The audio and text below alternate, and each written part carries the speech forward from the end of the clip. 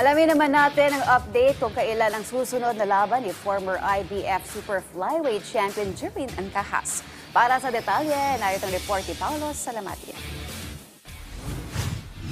Muling sasabak sa ibabaw ng lona si former Filipino World Champion Jerwin Ancajas sa Pebrero ng susunod na taon para sa isang International Boxing Federation o IBF Super Bantamweight Title Eliminator laban sa Japanese contender at dating IBF Bantamweight Champion na si Ryosuke Nishida. Layunin ng 33 years old na si Ancajas na muling makabalik sa tuktok matapos mabigo via 9th round TKO laban kay Takuma Inoue noong 2024 para sa World Boxing Association o WBA Bantamweight World Title. Bago ito, si Ancajas ay naging IBF Super Flyweight World Champion mula 2016 hanggang 2022 at matagumpay na nadepensa ng kanyang mga titulo ng 9 na beses na may tuturing na isa sa pinakamahabang title defense ng isang Pilipinong boksingero sa kasaysayan.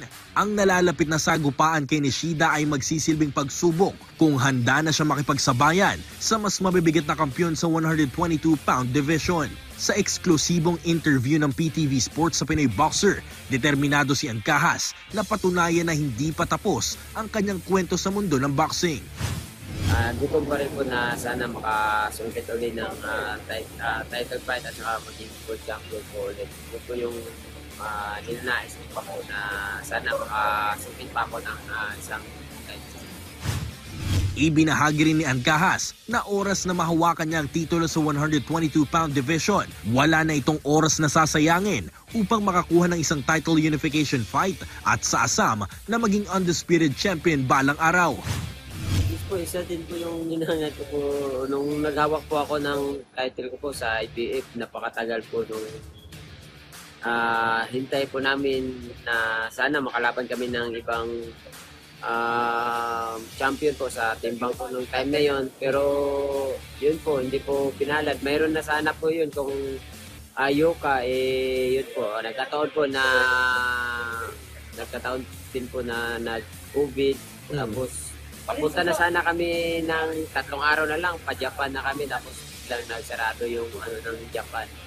Kaya yun po, hindi po tayo nabigyan ng pagkakataon hanggang nabawi na wala na ako ng title hanggang ngayon po. Sana makakuha ko ng title sa timbang na to at saka maka-unification at makaranas ng unification po. Sa ngayon, sinisimulan na ni Ancajas ang kanyang pag-ensayo sa ilalim ng kanyang batikang coach na si Joven Jimenez sa Survival Camp Gym sa Magallanes, Cavite. Paulo Salamatin para sa Atletang Pilipino para sa Bagong Pilipinas.